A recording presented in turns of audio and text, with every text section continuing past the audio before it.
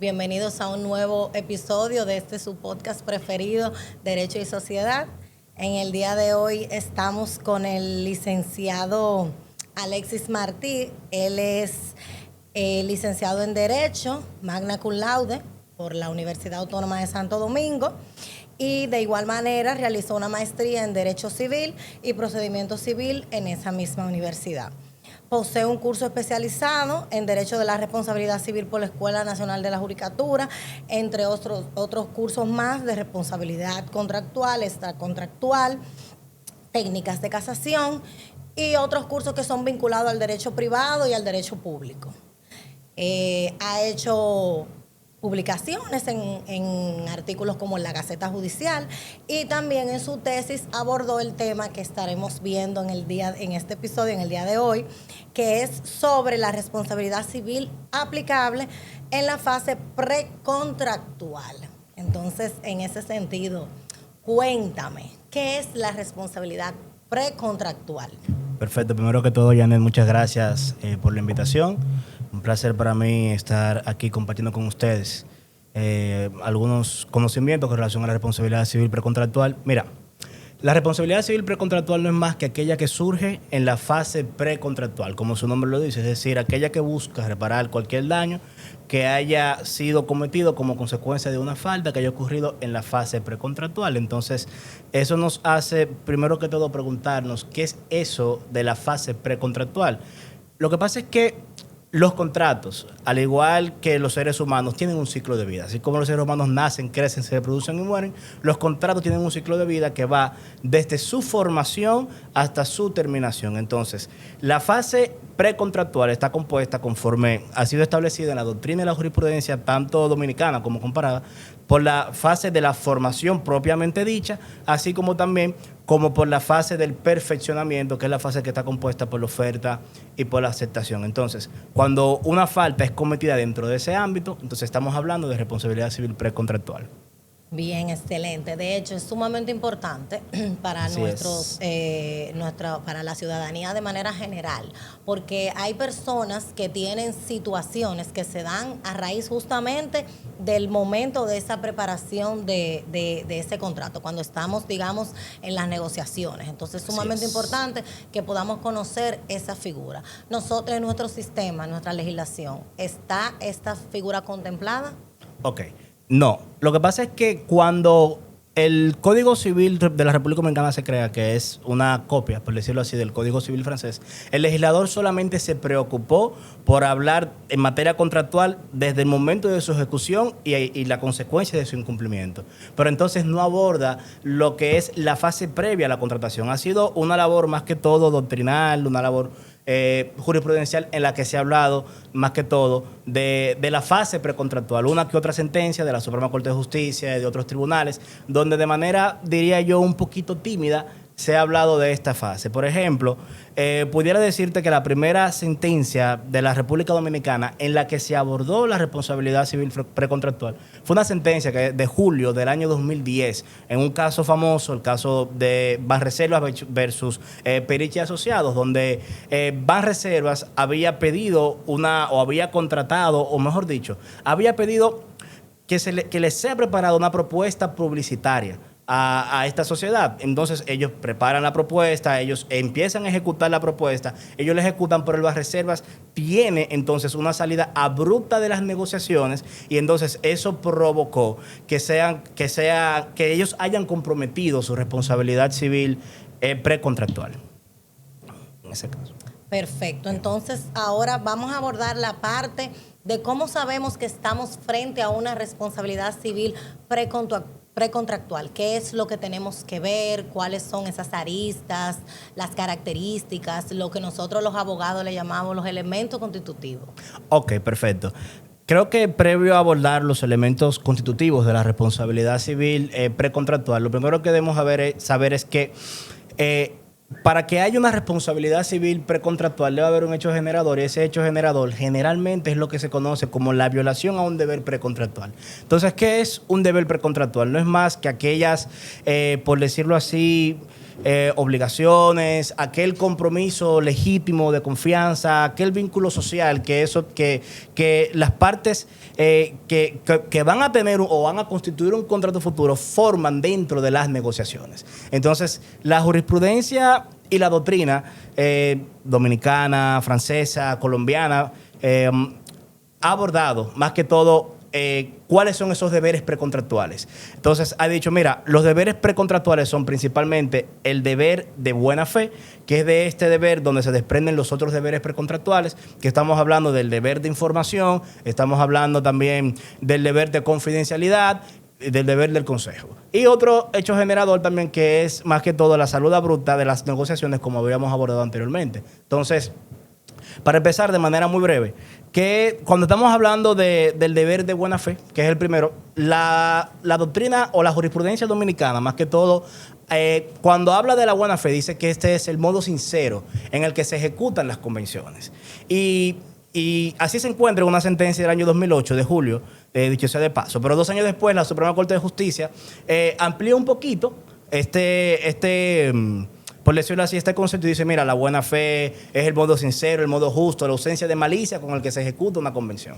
Pero ¿qué pasa? En todo momento habla de la ejecución. No está hablando de la fase previa, de la fase en la que las partes se han sentado a negociar, que han intercambiado correos, han intercambiado una llamada para ponerse de acuerdo con el contrato futuro. Entonces, es en el año 2022 cuando una sentencia de la primera sala de la Suprema Corte de Justicia, de la ponencia del magistrado Justiniano Montero, hace extensiva por primera vez, a mi modo de ver las cosas, la buena fe de los contratos en todas sus fases. Y dice esa sentencia que la buena fe no solamente debe encontrarse presente en la ejecución del contrato, sino que también debe encontrarse presente desde la negociación hasta la finalización. Entonces ahí vemos ya como la Suprema Corte de Justicia dice, no, espérate. O sea, tú tienes que tener buena fe desde el momento mismo en el que tú y yo tenemos la primera llamada para tú y yo llegar a un acuerdo. O sea, y ese caso fue incluso en un caso donde se había cometido una falta con relación a una promesa de venta, que es un precontrato, pero que la doctrina dominicana y la jurisprudencia lo ve como un contrato por lo que establece el 1589 del Código Civil de la República Dominicana.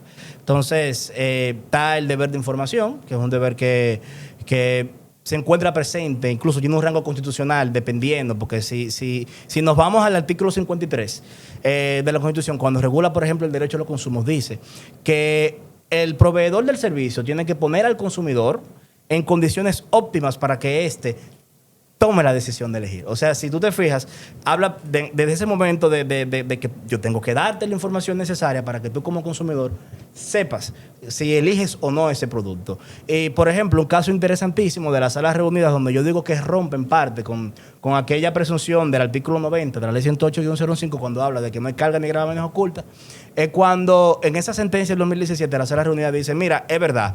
O sea, no hay cargas ocultas. Y estamos hablando de que en el registro complementario se encuentra sentado que parte de ese inmueble pertenece a este de uso público, de dominio público.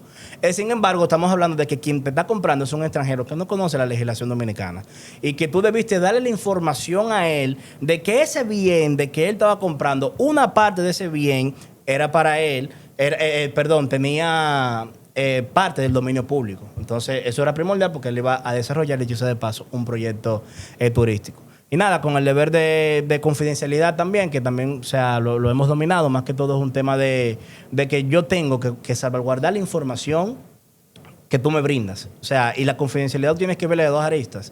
En una negociación tú tienes que verla desde el punto de vista de que yo no puedo divulgar aquellas informaciones que tú en el marco de una negociación me diste. Por ejemplo, si tú y yo estamos negociando la compra de una fórmula de un producto en específico, yo no puedo salirme de la negociación y utilizar esa fórmula para mi beneficio.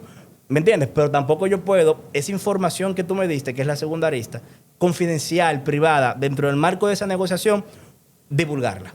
Entonces, tú tienes que verlo desde esas dos aristas. Y el tema de la salida abrupta de las negociaciones, ya por último, ¿qué te digo? La jurisprudencia dominicana lo ha abordado, en el mismo caso que abordé en principio, del caso de Perichi y el Banreservas, pero más adelante, una sentencia reciente de noviembre del año 2024, la Suprema Corte de Justicia, en la ponencia de la magistrada Vanessa, estableció que la salida bruta de una negociación conlleva consigo que una persona comprometa su responsabilidad civil. Claro, no dice que es responsabilidad civil precontractual, porque la Suprema siempre habla de que cuando se viola un precontrato, siempre habla de responsabilidad civil contractual, y es entendible, porque la realidad es que la República Dominicana, al no estar positivado per se, lo que es la responsabilidad civil precontractual, provoca que la postura de aquí, o sea, de este país específicamente, irse por el área contractual, a diferencia de otros países que es a según. En Colombia, por ejemplo, principalmente se está contractual,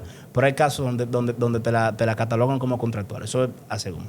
Vamos a decir que es por el hecho de que como nuestra legislación no la contempla como tal, vamos a tratar de encajarla en lo que nosotros sí pudiéramos. Exacto, atendiendo el caso, así es. Muy importante lo que dijiste, sobre todo sobre todo lo de los extranjeros.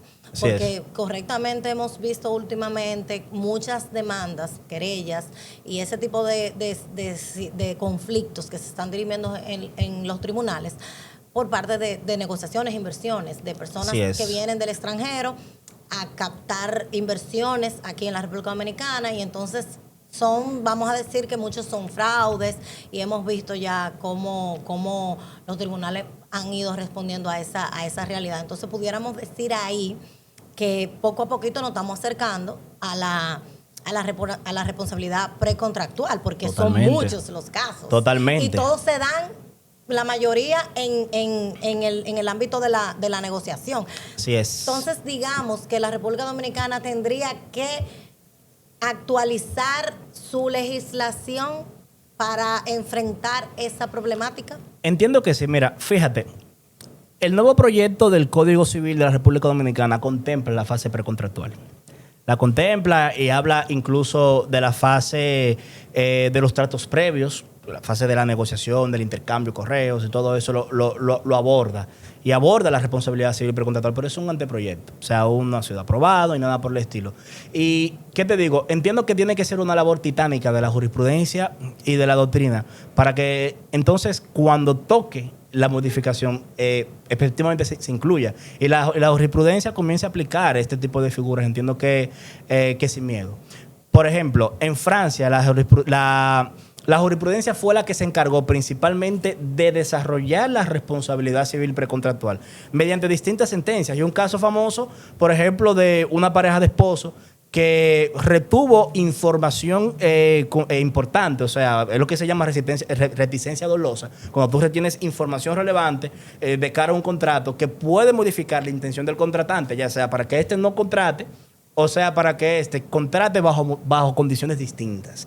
Entonces, en Francia hubo un caso así, donde la jurisprudencia dijo, no, pero espérate, es que esta persona comprometió su responsabilidad porque esta persona retuvo información relevante. Igual una empresa con ocasión a un permiso que no se lo otorgó y que era muy importante, una sentencia de marzo del año 2003 que era muy importante para un tema de la suscripción de un contrato. Pero si tú te fijas, ha sido la jurisprudencia y así empezó. De hecho, la responsabilidad civil precontractual, si bien surge en Alemania con la teoría de von Hiering en el año 1861, no menos cierto es que, por ejemplo, en Italia y otros países de Europa, como la propia España, fue principalmente la jurisprudencia que comenzó a tratarla. Y luego de que la jurisprudencia la trata, entonces, ¿qué se positiviza? Pero primero fue esa labor jurisprudencial. Ok, bueno, pues entonces pudiéramos decir ya, a modo de resumen, que esa es una salida legal establecida para esas personas que captan inversiones o que hacen cualquier tipo de negociaciones, porque a todo esto es cualquier tipo de negociación previa, porque lo que tú trataste del caso original del 2010 fue justamente un contrato de publicidad.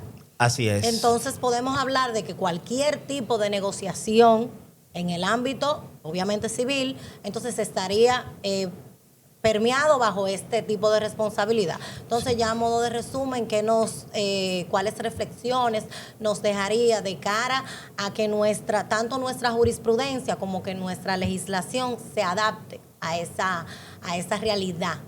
Ok, perfecto. Yo entiendo que en todo momento, cuando dos personas se llaman a negociar, tiene que serlo de manera clara, tiene que ser lo más sincero posible.